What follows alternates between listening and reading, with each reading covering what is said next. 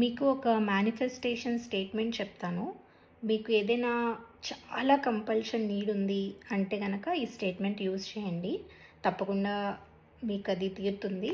అలా అని నాకు ఒక 3 క్రోర్స్ వచ్చి అకౌంట్‌లో పడిపోవాలి, నేను ఐఏఎస్ ఆఫీసర్ అయిపోవాలి, ఇలాంటివి మేనిఫెస్ట్ చేయకండి.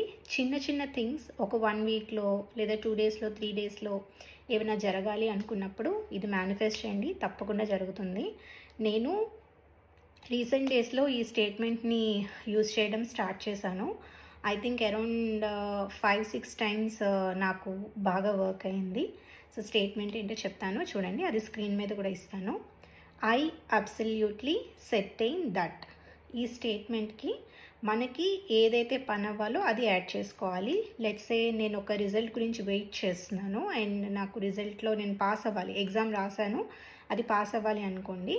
I absolutely certain that I passed in the exam అంటే ఎగ్జామ్లో ఆల్రెడీ పాస్ అయిపోయాను అని చెప్పి మనం స్టేట్మెంట్ని చెప్పుకోవాలి.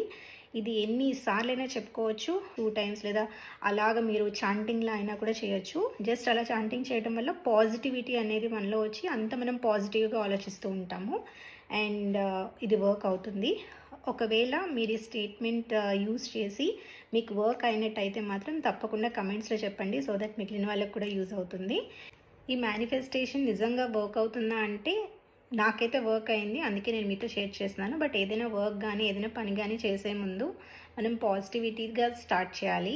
ఇది అవుతుందా అవ్వదా అని ఒక డబుల్ మైండెడ్తో కాకుండా ఎస్ అవుతుంది అని బాగా పాజిటివ్గా మన మైండ్కి చెప్పి స్టేట్మెంట్ చెప్పుకోండి.